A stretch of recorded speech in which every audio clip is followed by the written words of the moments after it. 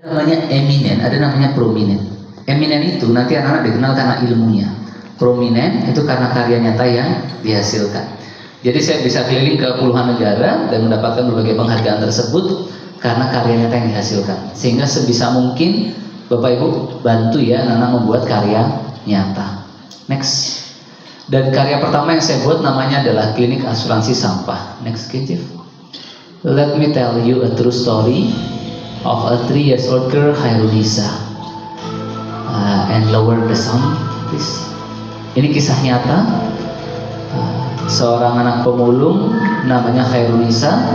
Penghasilan bapaknya 10.000 setiap hari.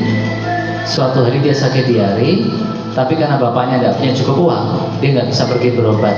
Dia menemani bapaknya memulung sampai 5 Juni Khairunisa meninggal dunia tepat di gerobak sampah ayahnya. Next. Jadi di tempat kami warga itu berobat cukup bayar dengan kardus dan plastik ya.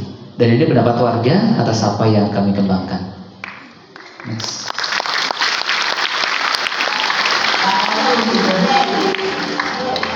Jadi satu dia bilang dia sakit akan dulu seorang bapak pada anuan dia apa nyaman nyaman sampai nyaman kuliah nyaman liahnya sampai liah nyaman. I know I can sell my trash here, so I collect them. Before I used to throw everything in the street. But now I started to realize that my rubbish could be useful. Pressure, and I need to see a doctor twice a month. I can visit a doctor without paying. Kula suwun, buat beri pengobatan nekat gitu berarti pak apa dengan sampah kan suwun. So don't be proud with your idea, but focus on the problem that you want to solve. Jangan bangga sama ide kita, tapi fokus pada masalah yang mau kita selesaikan. Next. Oke. Dan yang kedua, and please maybe you can lower the sound ya. Bisa dikecilkan sedikit suaranya. Dan yang kedua, saya magang di rumah sakit. Saya terima pasien namanya Awalun Nikmah, anak yatim piatu patah tulang paha kiri butuh biaya operasi. Lalu saya upload di Facebook saya, akhirnya banyak yang membantu.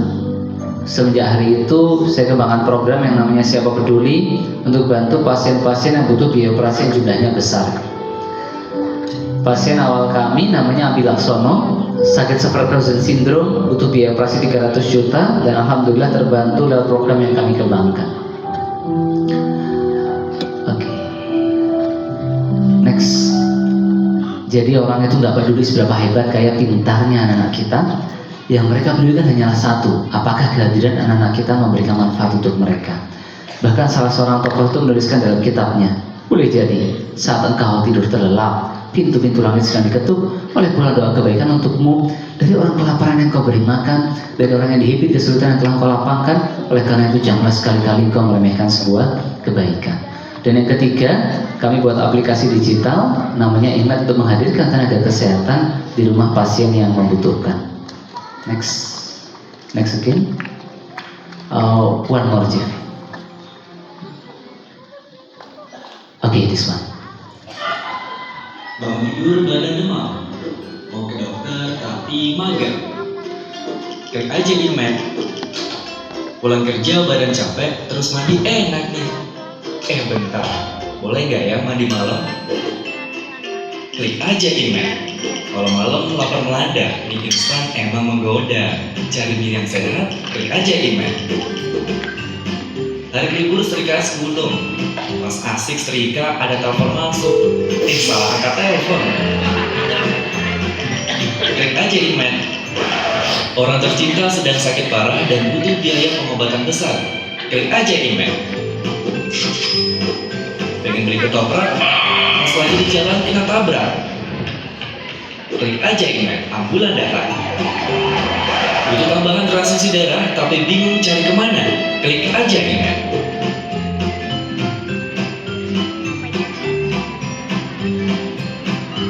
Oke, next. Dan yang terbaru, kami mengembangkan inovasi di bidang pendidikan, namanya Malang Cerdas. Kami fokus membantu pelajar-pelajar di Malang Raya meraih prestasi menggapai mimpi. Program kita yang pertama, next, namanya adalah beasiswa Malang Cerdas ya. Jadi kami menyalurkan beasiswa, memberikan beasiswa buat pelajar SD, SMP, SMA, SMK, kuliah. Alhamdulillah dalam 8 bulan terakhir ada 473 beasiswa yang sudah kami berikan. Oke, bisa kita coba pilih soalnya. Dan program kami yang kedua namanya Gamal Goes to School. Jadi Gamal Goes to School itu saya kunjungin sekolah-sekolah pelosok di Malang Raya. Alhamdulillah per hari ini sudah 218 sekolah saya kunjungin. Kalau orang dengar 473 beasiswa yang kami berikan dan 218 sekolah yang kami kunjungi mungkin terdengar biasa. Tapi bagi saya dan tim butuh perjuangan dan pengorbanan luar biasa. Kadang saya berangkat setengah 5 pagi, kembali setengah 1 dini hari ya. Satu hari bisa saya kunjungi 5 sekolah. Saya kunjungi daerah-daerah pelosok yang kami butuh waktu 3-4 jam bahkan tuh sampai di sana. Sampai kami punya quote favorit ya. Ini quote of the year saya. Lebih baik kita menderita karena kedisiplinan daripada kita menderita karena kegagalan, penyesalan, dan kekalahan. Jadi disiplin itu adalah senjata ampuh yang kita miliki, dan itu adalah jembatan antara cita-cita anak kita dengan pencapaiannya. Dan sekarang saya yakin sering anak-anak berdebat soal benda ini ya. Betul apa betul? Oke. Next, we can play. Next slide, tip. One more. Okay, one more. Okay. Next. Okay, this one. Jadi benda ini luar biasa ya. Benda ini bisa membuat anak-anak dikenal puluhan juta orang, menginspirasi jutaan orang, mendapatkan banyak kesempatan peluang di kemudian hari. Tapi benda ini bisa menghancurkan kehidupan anak-anak, keluarga mereka, orang-orang yang disayangi, dan membuat anak-anak menghabiskan banyak waktu secara sia-sia. Kita bersyukur sebetulnya. Dulu, sebelum ada benda ini, kita harus mengumpulkan orang di stadion untuk bicara di hadapan puluhan ribu orang. Sekarang dari rumah kita, dari meja belajar kita, dari tempat tidur kita ya, anak-anak kita bisa buat konten yang disaksikan oleh jutaan orang di Indonesia ya. Saya bersyukur, saya punya 2 juta follower di media sosial saya. Akhirnya setiap konten yang kami produksi bisa disaksikan jutaan orang di Indonesia ya. Next. Okay, and you can skip that next again. Next. Okay. Dan karena kami fokus membuat konten-konten positif, banyak brand-brand dunia bekerja sama ya. Misalkan ini ketika kami membuat konten inspirasi di Malaysia untuk promosi berbagai negara di Asia Tenggara.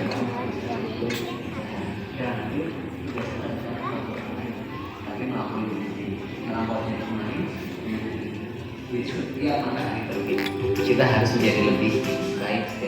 Oke, jadi gunakan teknologi ini sebagai cara untuk mempercepat anak-anak kita mencapai impian dan cita-citanya. Next, dan yang keempat, next again, build the vision. Next again, Chief. Mohon maaf kalau ada pendukung Lionel Messi di sini ya. Menurut saya CR7 pemain terbaik di dunia ya. Next.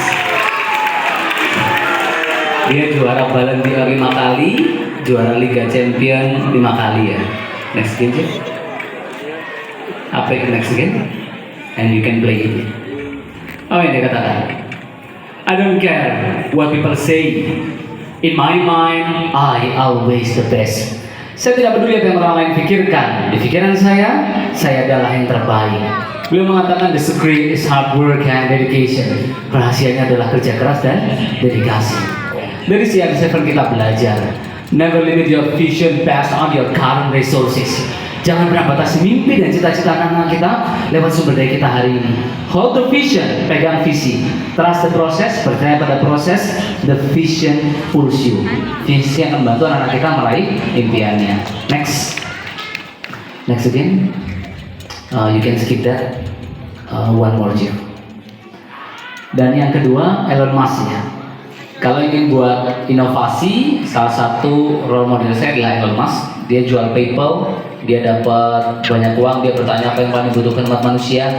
Dia berpikir manusia harus menjadi spesies di banyak planet. Akhirnya dia buat perusahaan namanya SpaceX. Dan dia berpikir manusia harus menghasilkan energi terbarukan ya. Akhirnya dia buat perusahaan motor listrik namanya Tesla ya. Oke, you can play that ya. Okay, next slide sih. And you can play it. Just wait a moment.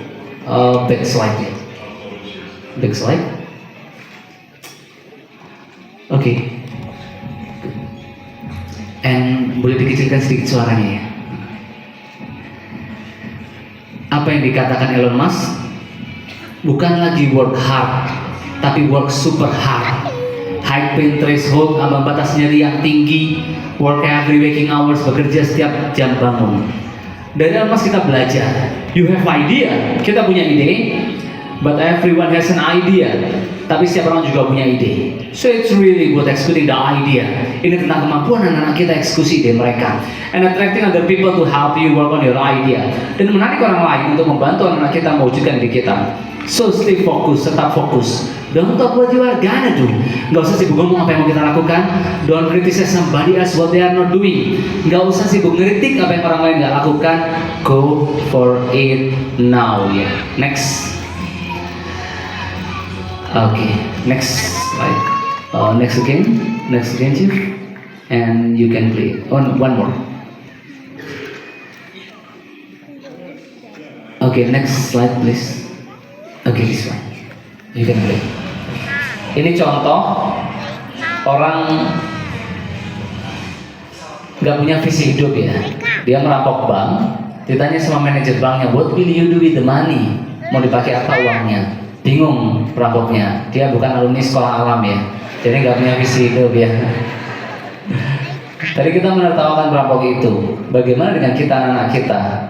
Next, sudah mondar-mandir sekolah mah bertahun-tahun, apa yang dicari? Apa? Ilmu, terus ijazah, pengalaman, jodoh, ya dan sebagainya. Tapi berat karena cewek sekarang materi-materi betul. Biasanya saya bilang enggak gitu, tapi saya bisa buktikan kalau ada dua laki-laki, halimnya sama, pinternya sama, baiknya sama, gantengnya sama, satu kayak satu enggak, pilih calon suami yang mana? Gak usah dijawab, kami para pria sudah tahu jawabannya ya. Jadi cinta itu buta tapi nggak tuli, bisa bedakan mana suara Honda Beat, mana suara Honda Jazz ya. Dan next. Untuk menempuh 400 meter, siput butuh waktu 37 jam, tapi mobil Formula One hanya 9 detik. Mungkin anak-anak kita punya cita-cita, tapi pertanyaannya, seberapa cepat anak-anak kita mencapainya? Jadi tentu bantu anak-anak kita menentukan apa yang mau dia capai. Lalu kerahkan semua sumber daya kita untuk membantu anak-anak kita mencapai mimpi dan cita-citanya. Next. Okay. Next slide, please. Go ahead. Yes, you can skip 5 slides maybe, because we have very limited time. Okay, next again. Next slide. Next again. Okay, dan yang kelima, mindset kerja keras.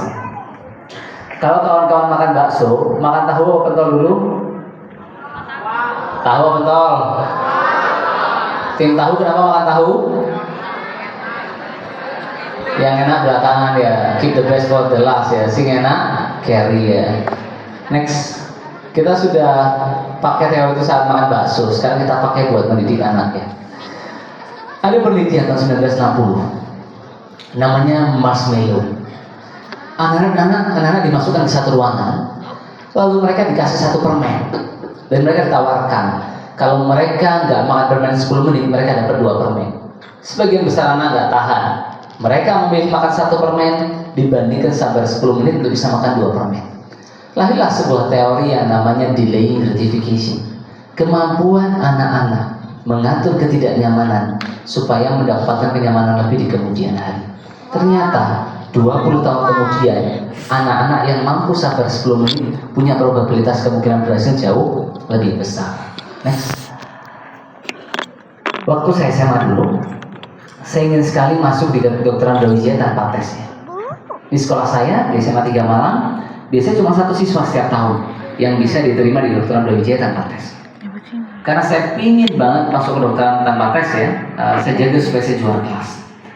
Sampai suatu ketika ada ujian lari di sekolah. Lari saya nggak pernah paling cepat sebelumnya dan hari itu saya sedang sakit. Tapi karena saya pingin banget masuk kedokteran tanpa tes, saya bisa lari paling cepat ketika itu. Dan saya bersyukur selesai ujian nasional diumumkan saya diterima di kedokteran Brawijaya tanpa tes. Kenapa saya cerita ini? Saya tahu anak-anak kita kadang membenci detik-detik saat dia belajar, teman-temannya nonton ya. Dia membenci detik-detik saat dia belajar, teman-temannya main game gitu kan. Tapi belajar itulah yang anak-anak kita lakukan untuk menjalani sisa hidup dengan penuh keberhasilan dan kemenangan. Next. Ini berhasil apa gagal? Kira-kira? Ini gagal sebetulnya. Tapi buat gagal di sini panjang. Saya menang di Indonesia ke Thailand, menang di Thailand ke Asia Tenggara, menang di Asia Tenggara baru berangkat ke California University. 20 besar saya menang lagi, 8 besar lolos. Sampai di final, di voting penonton di Amerika saya dapat vote suara tertinggi, tapi nggak dipilih juri pilih yang lainnya. Akhirnya saya dapat namanya People Choice Award, penghargaan pilihan masyarakat, tapi nggak dapat penghargaan utama. Saat kalah, saya akhirnya waktu itu kunjungi Google, Facebook, kembali ke hotel, saya cari peluang di sana. Tapi karena kegagalan di sini, di tahun yang sama saya dapat dukungan dari Jepang, Takeda Foundation, Jerman, Siemens Stiftung, Boehringer Ingelheim, dan berbagai negara lain. Kenapa saya cerita ini? Next. Karena success is going from failure to failure without loss of spirit. Ya. Baik kan, kita sekarang kadang menghadapi tantangan masalah kan. Nanti anak-anak kita itu akan menghadapi tantangan masalah yang mungkin jauh lebih besar dibandingkan apa yang kita hadapi hari ini. Dan bagaimana menyiapkan anak yang punya mental yang tangguh ya, yang mampu menghadapi ya tantangan yang jauh lebih besar di kemudian hari. Ini pesan saya sampaikan ke anak-anak, kalau ada yang menghina kamu, belajar keraslah. Sampai orang yang menghinamu tanya, Mas Mbak, ada lowongan kerja nggak ya? Gitu ya. Nanti kalau anak-anak kita sudah berhasil keliling dunia, kemana-mana pakai kacamata hitam. Nanti orang-orang tanya, Mas Mbak, kenapa pakai kacamata hitam? Anak-anak kita bisa jawab, masa depan saya terlalu cerah, silau, lihatnya. Next. Ada seorang anak tanya sama bapaknya, Pak, apakah balon yang hitam juga bisa terbang? Dijawab sama ayahnya, nah bukan warna balonnya, tapi si balon yang membuatnya bisa terbang. Jadi terbangnya balon di warna tergantung isinya, sama dengan anak-anak kita. Next slide, Chief. Bahkan Oke, penemu lampu siapa? Bukan Philips ya, Philips merek ya. Thomas Alva Edison. Dia dikeluarkan dari sekolah. Ini cerita nggak banyak orang ketahui. Sekolah kirim surat buat ibunya. Sampai rumah, ibunya baca dengan keras. Anak Anda terlalu jenius, sekolah kami tidak bisa mendidiknya. Akhirnya, dia melakukan lebih dari 9.000 uji coba sampai dia menemukan lampu. Suatu ketika, ibunya meninggal dunia dan dia menemukan surat yang dikirim sekolah buat ibunya. Ternyata apa tulisannya? Anak Anda idiot, sekolah kami tidak bisa mendidiknya. Bayangkan, ibu luar biasa seperti apa yang mengubah seorang anak yang dianggap idiot oleh lingkungannya, teman-temannya, akhirnya menghasilkan karya yang kita nikmati sampai hari ini. Next, ada namanya Pygmalion Effect ya. Oke, next slide please. Pygmalion Effect. Kalau anak kita yakin sama kemampuannya, targetnya tinggi, mungkin masuk kampus-kampus terbaik di Indonesia bahkan dunia ya, UI, UGM, Brawijaya, ITB, ITS, UNER, atau Harvard, MIT, Stanford, Cambridge, Oxford misalkan. Kalau target atau ingin kampus di Timur Tengah misalkan ya, ingin sehingga butuh hafalan Quran yang banyak. Ketika targetnya dia tinggi, kebiasaannya berubah. Mau masuk Oxford misalkan, TOEFL IBT 100-110. Ya. Ada dia ketika kemampuan bahasa Inggrisnya. Yang tadi ingin masuk kampus terbaik di Madinah mungkin di Jordan University, dia tingkatkan hafalannya. Dan itu akhirnya mempengaruhi hasil. Bahkan penelitian menunjukkan anak-anak yang berusaha masuk Harvard, walaupun mereka gagal akhirnya masuk Harvard, proses mereka mau masuk Harvard itu membuat mereka punya leverage yang luar biasa. Dan akhirnya kebiasaan mempengaruhi hasil, bisa mencapai, bisa lebih, bisa kurang, dan hasil mempengaruhi lagi kepercayaan diri anak-anak kita kepada diri mereka. Next, you can skip that. Next slide. Oke, next again. Dan yang keenam adalah improve the value. Jadi sekarang itu anak saatnya fokus tumbuh dan belajar. Next. Waktu kita kecil mungkin Bapak Ibu ingat, orang tua kita kalau pesan di rumah apa? Nah, belajar yang pintar biar kayak Pak Habibie. Ya kan, di rumah kita pesannya orang tua sama. Nah, belajar yang rajin biar kayak Pak Habibie. Beliau menjadi sosok yang luar biasa. Dipanggil Mr. Crack karena keberhasilannya menemukan penemuan untuk mengetahui kebocoran pesawat. Beliau punya spiritualitas yang kokoh. Beliau mengatakan otak saya Jerman, tapi hati saya Mekah. Dan beliau mengatakan saya bersyukur bisa membangun sinergi positif antara ilmu pengetahuan, teknologi, dan spiritual. Dan yang ketiga, ini Ayang Habibie langsung cerita sama saya. Beliau cerita bahwa Ibunda Ainun, istri beliau, adalah lulusan terbaik SMA Jakarta, Jawa Barat ketika itu. Dan Ibunda Ainun mengatakan bahwa servis terbesar saya kepada bangsa ini adalah menjadikan Habibie seorang teknokrat, menjadikan Habibie orang yang berguna bagi bangsa. Jadi saat itu yang Habibie undang saya ke rumahnya, lalu beliau tanya, Gamal, next saja, kenapa kamu buat program berobat dengan sampah ya? Setelah saja beliau menambahkan, why? Because you are not blind, you care about them is the beginning of everything. Karena kamu nggak buta, kamu peduli pada mereka, itu adalah awal dari segalanya. Next. Bahkan kita itu punya satu kelebihan ya. Jadi kita ini kan secara peringkat dunia itu jarang juara satu. Ini misalkan di Global Innovation Index, Competitive Index ya. Terakhir juara satu screen time paling tinggi 5 jam. Tapi ada kabar bahagia ya. Kita itu kemarin 6 tahun terakhir ya, 3 kali berturut-turut sebagai the most generous country in the world, negara paling bermurah hati di dunia. Jadi bayangkan kita mengalahkan ratusan negara. Bahkan tahun 2020-2022 ya, peringkat kita itu 1 dengan skornya jauh. Kita 69, peringkat kedua itu di angka skor 58. Dan itu keistimewaan kita ya. Makanya kalau ada tetangga sakit kita ingin bantu, daripada ribut lebih baik ngalah. Dan itu adalah hal yang harus kita jaga dan tanamkan buat anak-anak kita. Next. Again, next slide again. Dan yang terakhir adalah spiritualitas ya. Next. Einstein rumusnya apa? E sama dengan MC kuadrat ya. Wajahnya lambang kejeniusan, 100 kematiannya menjadi tahun fisika. Next. Next slide again. Tapi Michael Hart meletakkan dia di tahun nomor 10, bayangkan. Orang paling jenius nomor 10 itu. Coba kita lihat di atas, orang-orang punya spiritualitas ya, Buddha, Konfusius ya, Nabi Muhammad dan lain sebagainya. Artinya apa? Intelektualitas nggak cukup, kita bisa membangun harmoni antara intelektualitas dengan spiritualitas. Back slide, Chief. Oke, back slide please. Jadi kalau kata Cak Nun, jangan mati-matian mengejar sesuatu yang tidak bisa dibawa mati. Saya akan akhiri kebersamaan kita dengan berbagi tentang sahabat saya, namanya Andrian Firdaus. Firdaus nama apa? Surga. Beliau luar biasa ya. Lulus pada pesantren, kuliah di kedokteran Brawijaya. Ketika kuliah, beliau merawat musola di fakultas kami, lalu buat namanya sekolah Quran untuk mengajarkan teman-teman yang nggak bisa baca Al-Quran. Sehingga dia mengajarkan teman-teman yang beragama Islam untuk membaca kitab suci Al-Quran. 20 Januari beliau meninggal dunia kecelakaan dengan truk kontainer. Saya di IGD rumah sakit ketika itu. Saya kabarkan kepada teman-teman yang lain. Bapak Ibu tahu apa yang mereka tanyakan? Gamal, ini Andre yang sering azan di musola itu Pak. Gamal, ini Andre yang suara kering itu bagus Pak. Gamal, ini Andre yang suara tilawah itu bagus Pak. Jadi sahabat saya dikenal karena kepandaiannya melantunkan ayat suci Al-Quran dan hobinya mengumandangkan azan. Lalu bagaimana dengan kita, anak kita? Kepintaran, kekayaan, jabatan, popularitas yang dan malas, apapun yang anak kita miliki, semuanya bisa ditinggalkan. Tapi betapa kita lalai mengingatnya, kalau kita akan hidup selamanya, sehingga kita mengutamakan dunia yang fana ini.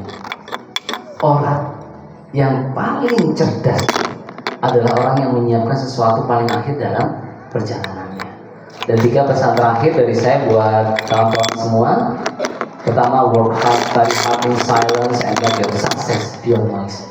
Belajar keraslah, bekerja keraslah dalam sunyi, dan biarkan keberhasilan menjadi bising. Dan yang kedua, kalau anak kita tidak berjuang keras mengejar mimpi dan cita-citanya, maka suatu hari nanti orang lain akan membayar anak kita untuk mengejar mimpi mereka. Dan terakhir, Orang sering tanya sama saya, Kamal, kok bisa kamu diapresiasi tokoh-tokoh dunia ya, Raja Charles, Putri Georgia, dan tokoh-tokoh dunia lain? Satu hal yang saya yakini, kalau kita sempurnakan niat, maka Allah akan menyempurnakan pertolongannya, dan kalau akhirat yang kita tuju, maka dunia akan datang dalam keadaan tunduk. Akhir kata, masa yang kita sekarang itu ibarat matahari pukul 12 siang. Paling terang, paling panas, paling membara. Jangan biarkan masa ini berlalu begitu saja tanpa karya yang mempesona. Kesepian tanpa kekasih. Cukup sekian dan terima kasih. Wassalamualaikum warahmatullahi wabarakatuh.